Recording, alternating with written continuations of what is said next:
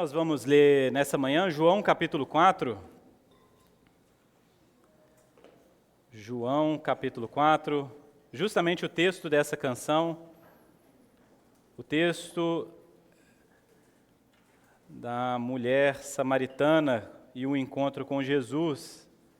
Eu não sei se você leu muita Bíblia essa semana, mas aí você vai ler hoje.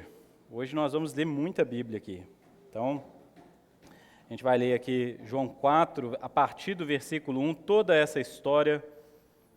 Estamos no período da Quaresma, um tempo de preparação, de jejum, de oração, de percebermos a necessidade que nós temos de Deus, de como nós necessitamos de Deus, assim como quem tem fome necessita de pão, assim como quem tem sede necessita de água. Nós desejamos Jesus, nós desejamos o nosso Deus.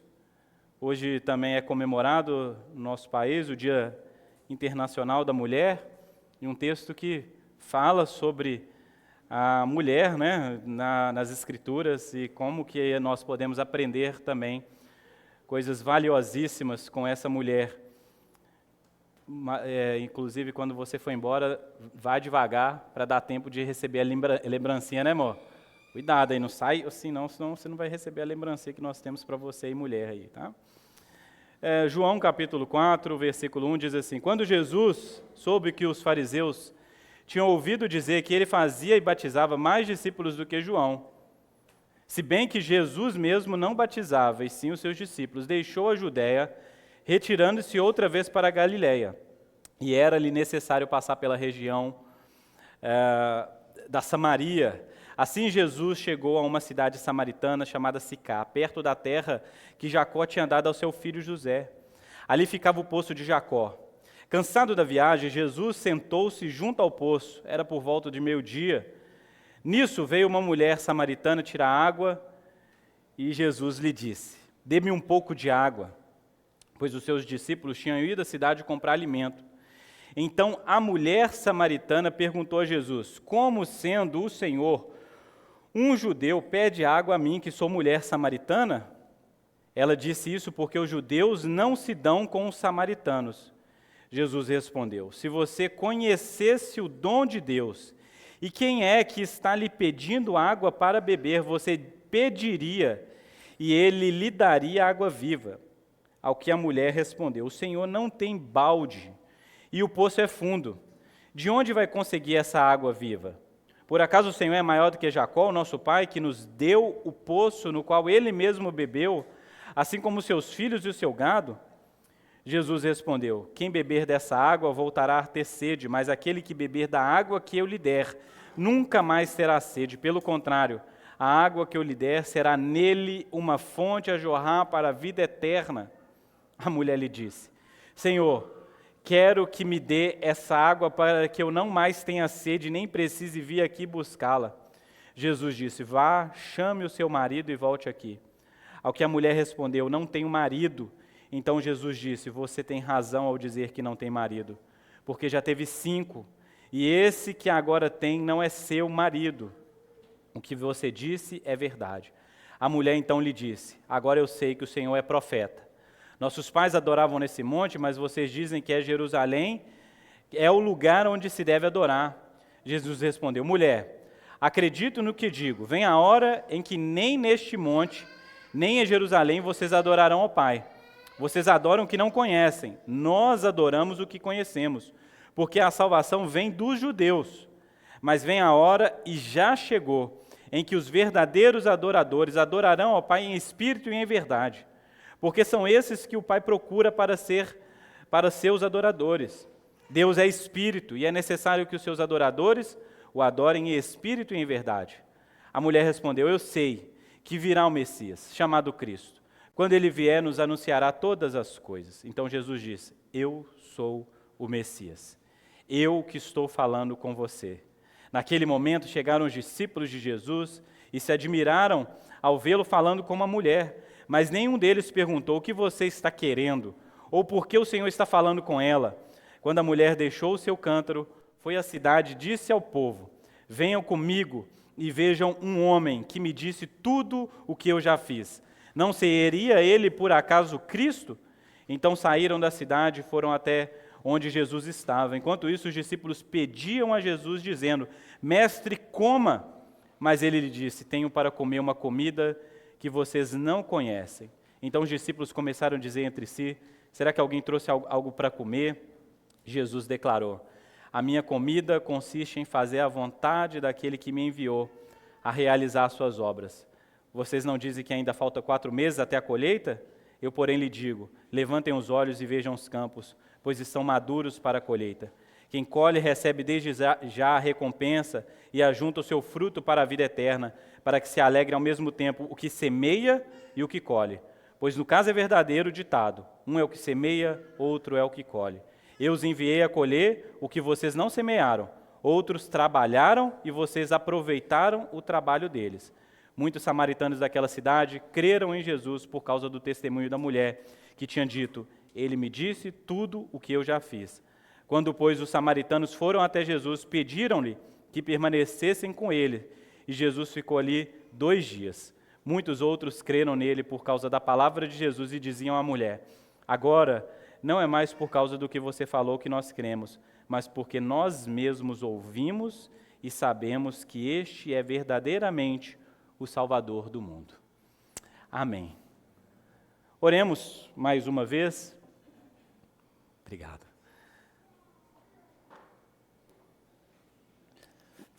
Jesus, o Senhor pode nos dar dessa água viva.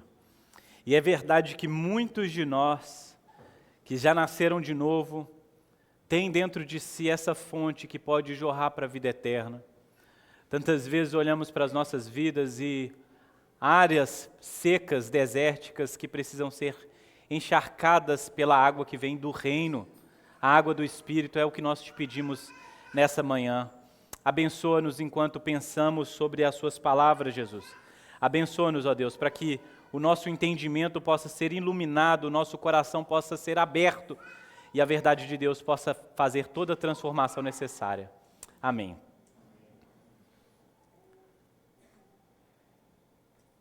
Esse é o texto, um dos textos que eu mais gosto nas Escrituras, porque ele mostra como que Jesus é soberano e proposital na vida daqueles que ele deseja.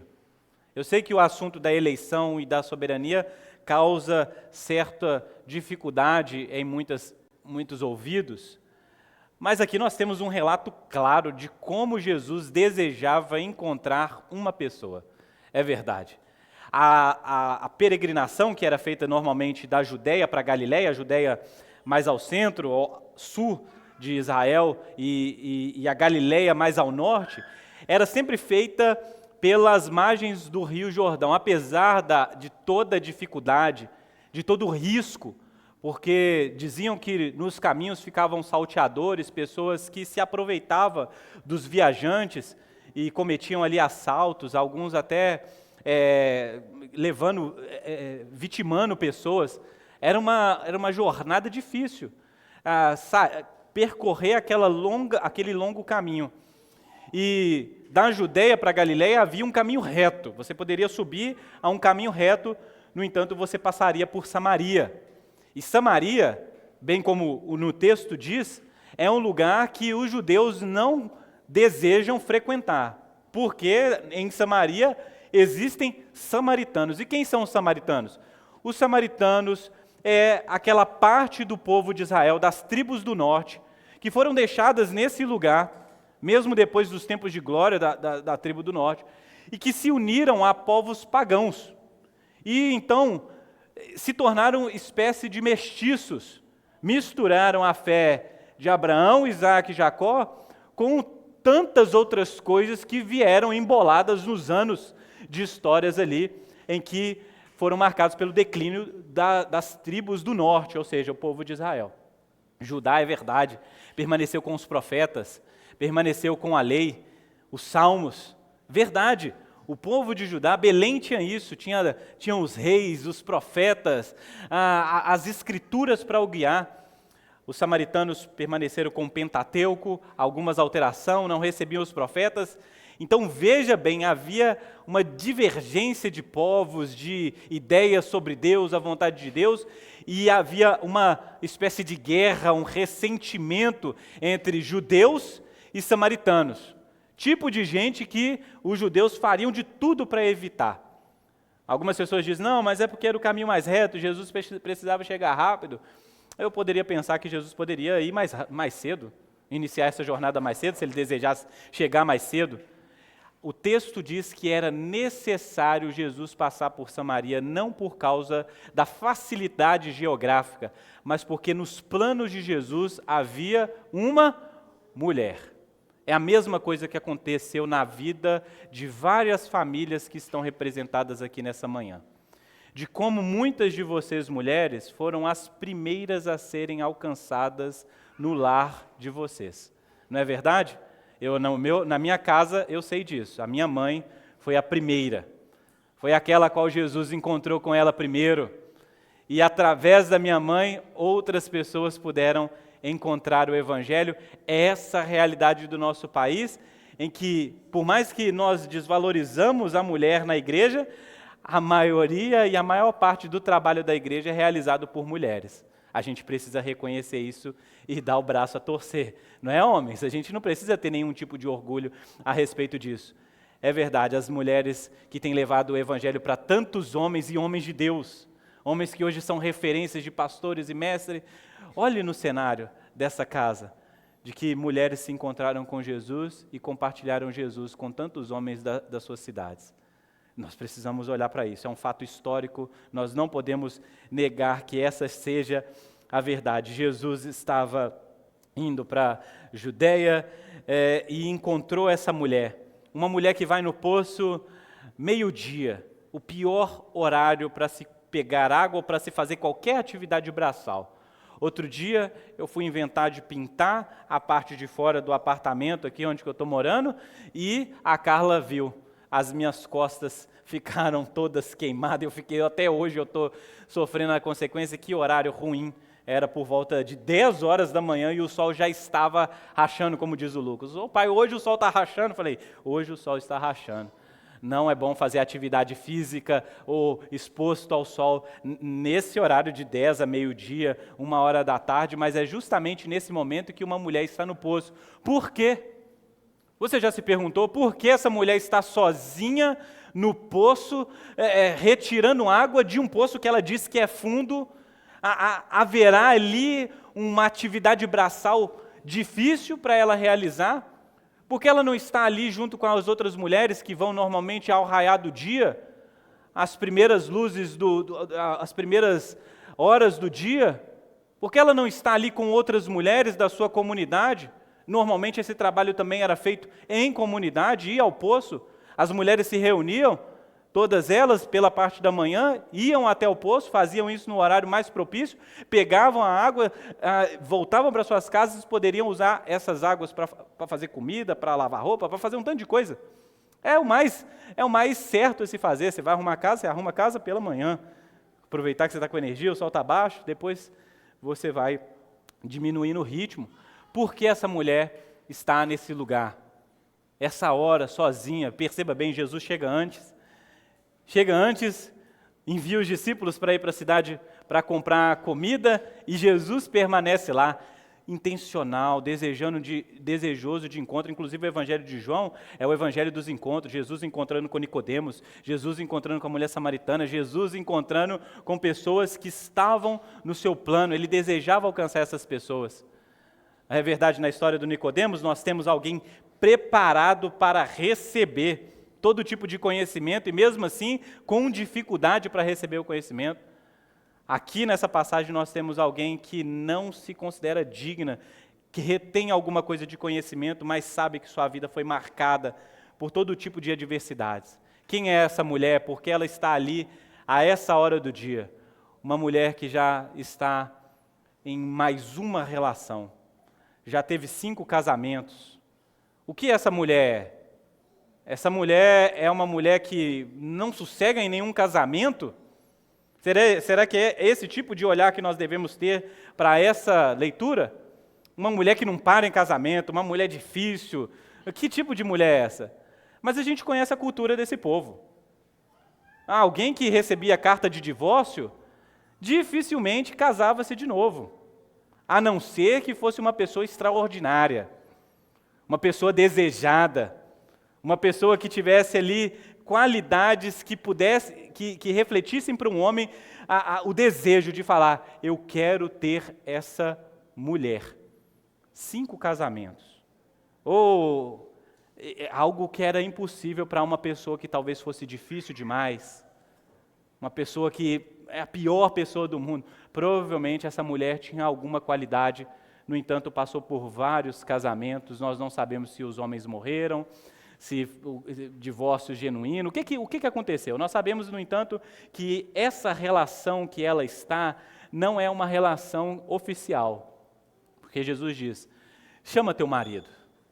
E ela sabe que essa talvez seja a vergonha dela, de que agora ela está em mais uma relação, depois de já ter passado por 5 casamentos, ela está em mais um casamento, ou uma relação, e ela deseja que a vida dela tenha rumo, ela tem esperança no futuro, nós olhamos para isso, ela sabe que o tempo do Messias chegará e ele vai colocar todas as coisas em ordem e explicar todas as coisas, mas não é essa a realidade dela.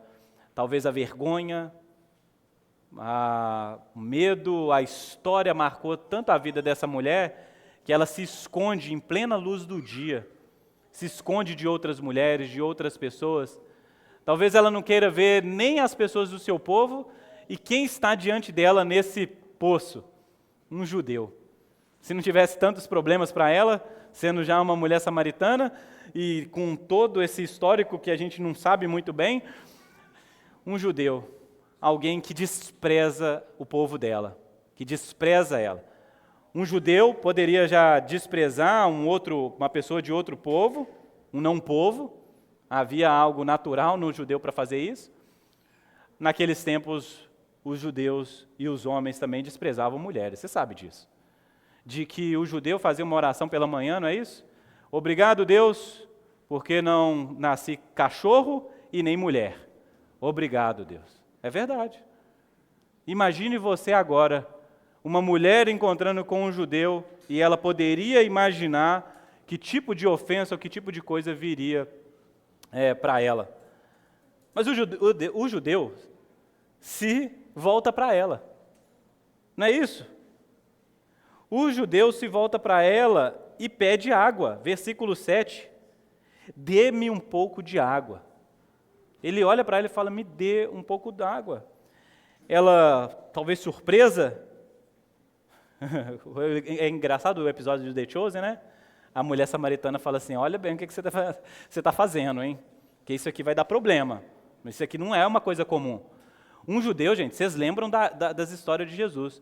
Se um gentio tocasse em um objeto, um copo, uma vasilha, o judeu não tocava. Um gentio. Uma mulher samaritana poderia pegar uma vasilha, um objeto, um cântaro, e entregar a esse judeu, e o judeu claramente não se colocaria nessa posição, mas Jesus se coloca, e ela diz, como sendo você um judeu, pede água para mim que sou uma mulher samaritana. Jesus respondeu, se você conhecesse o dom de Deus, e quem é que está lhe pedindo água para você, você pediria e ele lhe daria água. Se você soubesse quem está mexendo na sua história, quem está lhe dirigindo as palavras, se você soubesse a grande oportunidade que você está tendo, mulher, você pediria, se dobraria de joelhos diante do Messias e pediria água viva. Pediria algo que somente esse cara pode lhe dar. É o fato de que muitas vezes Jesus se apresenta às pessoas e as pessoas elas não percebem essa grande oportunidade. Enquanto Jesus vai lhe pedindo, e Jesus tem essa característica de pedir para que a gente faça coisas que ele poderia fazer, justamente para nos ensinar a depender dele, a desejar ele, são coisas que a gente não entende. De como o Deus todo soberano, todo poderoso, pede gente como eu e você, pecadores, imperfeitos, para participar do plano dele, daquilo que ele tem para fazer. Como se ele estivesse precisando da gente, do nosso dinheiro, do nosso tempo, do nosso dom. E a gente fala assim, Deus precisa de mim para... Mas na verdade Deus está desejando o quê? Apenas nos atrair para essa conversa, onde no final nós vamos sair convicto de que nós dependemos e precisamos dele. Você sabe, mulher, que eu posso te dar água viva? A mulher respondeu, pensando ainda de maneira natural, muito semelhante a Nicodemos. Como que você vai me dar água viva? Os poços que nós temos aqui não são poços daquele tipo de um veio de água que foi furado, mas são cisternas, acumulando água barrenta. De onde você vai tirar a água corrente de um lugar que só acumula água da chuva, do tempo? Você tem algum tipo de conhecimento que Jacó não tinha? Porque Jacó é o pai da fé, é Abraão, Isaac e Jacó, ele faz parte da família de Deus. Você é maior do que Jacó? Jesus poderia dizer, sou. Jesus poderia dizer, sou, porque Jacó sabe furar poço. Meu negócio é transbordar água. Meu negócio é transbordar água. Meu negócio é o seguinte, eu criei os mares, eu disse para que caia a chuva dos céus, para que das profundezas da terra pudessem jorrar água. Jesus poderia dizer isso para essa mulher. E ela fala, eu sei. Você está falando de coisas, começando a progredir esse assunto para coisas espirituais. Vocês dizem que a adoração deve ser feita lá, nós dizemos que é aqui, verdade, o Monte Gerizim mais alto do que o Belém, o lugar de adoração. Se você fosse adorar no monte, você ia pregar qual? O mais alto. É verdade, Gerizim já teve seu tempo de glória, um templo glorioso. Onde se adora a Deus? O assunto vai fluindo do natural, da sede, da água, para adoração, para coisas espirituais. Onde se adora? Perceba bem que Jesus vai caminhando na conversa e vai saindo da necessidade aparente para a necessidade real. Que é isso? Tantos de vocês aqui vieram à igreja ou vieram a Jesus por necessidade aparente. Você acha que está precisando ir para a igreja para conseguir algo? Um casamento, um carro, uma casa, uma vida financeira melhor, segurança, ser curado de uma doença. E muitos de nós chegamos na igreja nessa condição e vamos progredindo para pensar, na verdade, o que eu precisava era de Deus. Eu precisava de Deus.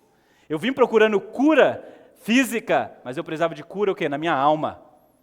Eu estava procurando minha identidade, meu lugar no mundo, mas na verdade o que eu estava precisando era de uma declaração de Deus, dizendo, você é meu filho. A gente vai progredindo das nossas necessidades aparentes para as nossas necessidades reais. E do que o ser humano tem fome? Do que o ser humano tem sede? Do que ele precisa de verdade? Do que você precisa mais do que tudo nessa vida? Você precisa de Deus. Se algo não preencher você por dentro, nada aí cabe. Você é um devorador de mundos. Você vai colocando coisas aí dentro, pessoas, objetos, conquistas, e nada te satisfaz, porque só uma coisa pode fazer isso por você, e isso se chama Deus.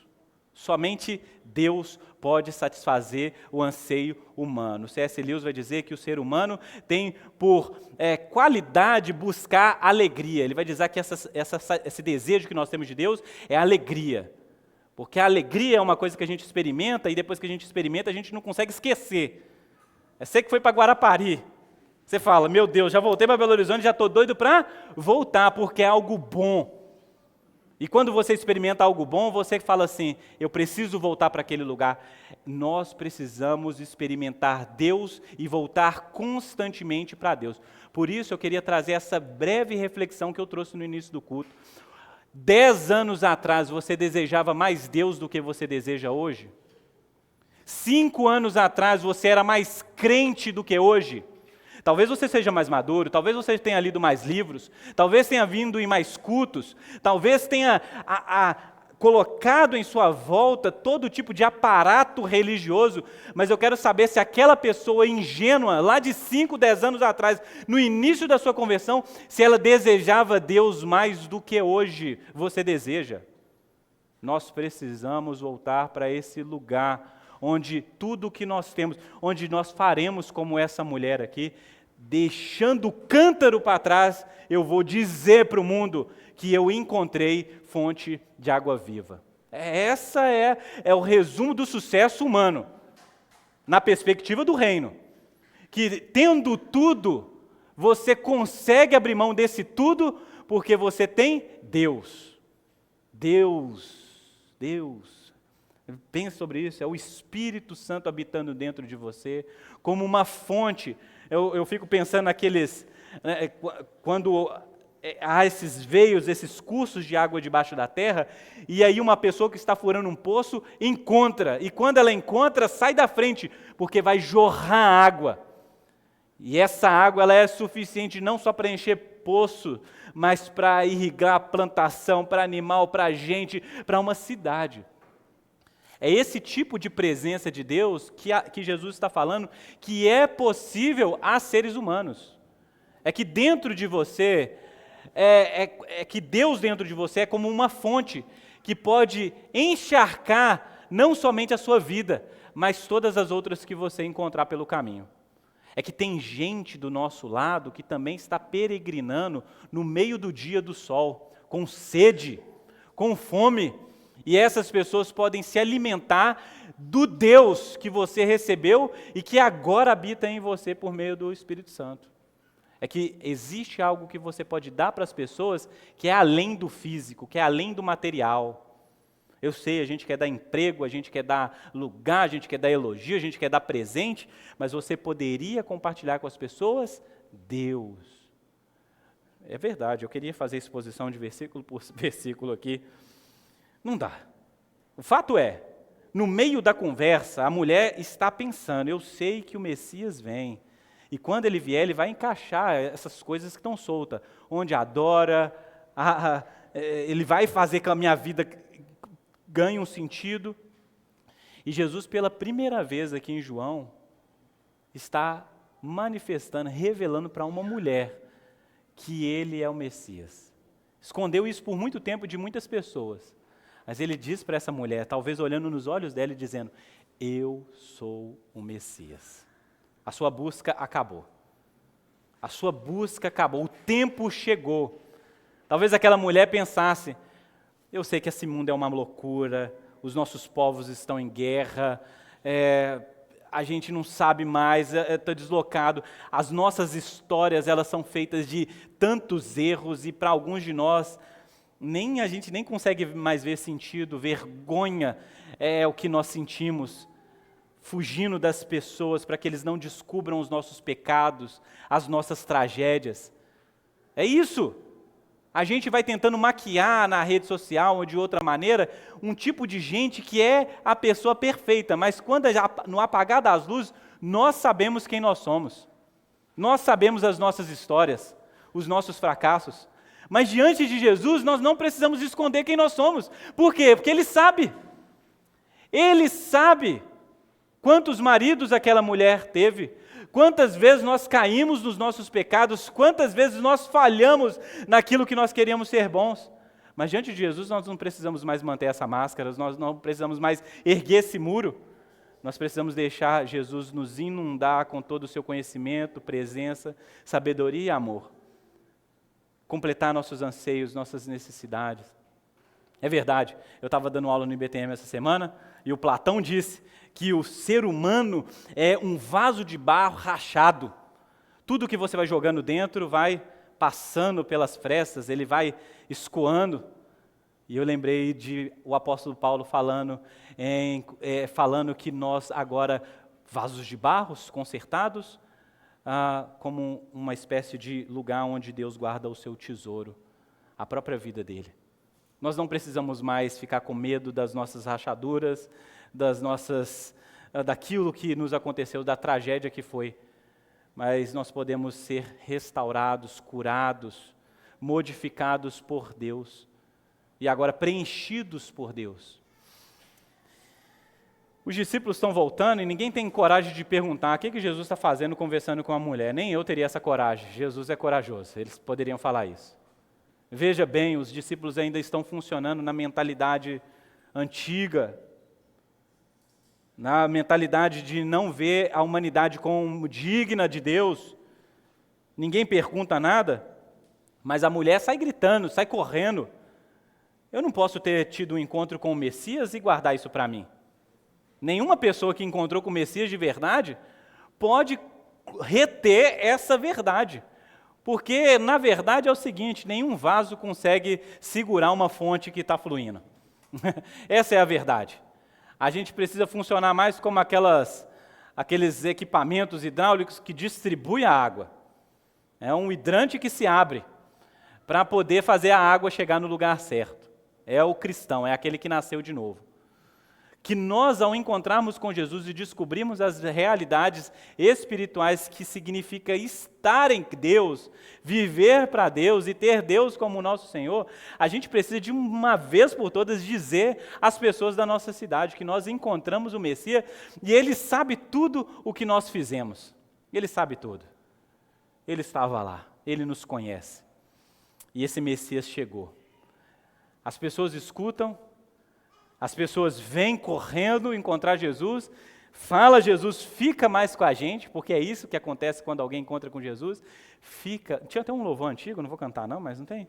Não tem?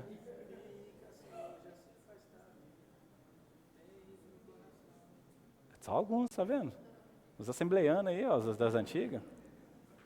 Fica Jesus mais um pouquinho, fica Jesus mais um pouquinho. E esse precisa ser o desejo do nosso coração. É assim que acontece na vida. A gente diz de Jesus para alguém, a pessoa fica escutando a gente, é bom demais, né, Diogo? Né, Eric? Não, fala aí de Jesus para a gente, aí de repente a pessoa começa a nos abandonar para encontrar com Jesus, ela mesma. Ter as suas próprias experiências, escutar o próprio Deus falando com ela. O que você está fazendo? Eu estou lendo a Bíblia. Eu estou encontrando com Jesus. Jesus está me enchendo, me preenchendo. Eu estou escutando Jesus falar. E você fala, olha, essa pessoa estava tão dependente de mim no início. Agora ela é livre, ela pode encontrar com Deus direto. É verdade. Jesus é um único mediador entre Deus e os homens. E Ele está disponível para todo aquele que crê, aquele que buscar. Eu queria pregar tanta coisa nessa manhã, mas eu queria te lembrar disso. Que você que diz que nasceu de novo, você precisa voltar para essa fonte que é Jesus. Para os tempos em que você desejava Jesus mais do que qualquer outra coisa nesse mundo. Muitos de nós conquistamos coisas. Eu casei, tive filhos, nossa igreja cresceu, maravilhosa. Tantas coisas que eu desejava no passado aconteceram na minha vida. E vez ou outra eu me pego pensando, será que o Tiago de 10 anos atrás amava e desejava mais Jesus do que o Tiago de hoje? E eu quero voltar para esse lugar, onde Jesus é tudo para mim, onde Ele é a água que mata a minha sede, que inunda o meu interior. Eu quero viver diante de Deus, eu quero que a vida de Deus flua através de mim, e eu preciso te lembrar disso. Você homem, você mulher que me escuta aqui nessa manhã, nós precisamos ser uma igreja cheia de Deus. A gente adquiriu conhecimento, bens, coisas, sucessos, mas eu espero que nós voltemos a esse lugar de adoração verdadeira que pode ser feita em espírito e em verdade. Não depende do templo, não depende de um GC, não depende do seminário. Você precisa voltar para esse lugar onde em espírito e em verdade você volta a adorar a Deus, onde você tem Deus, onde você encontra Deus. Amém?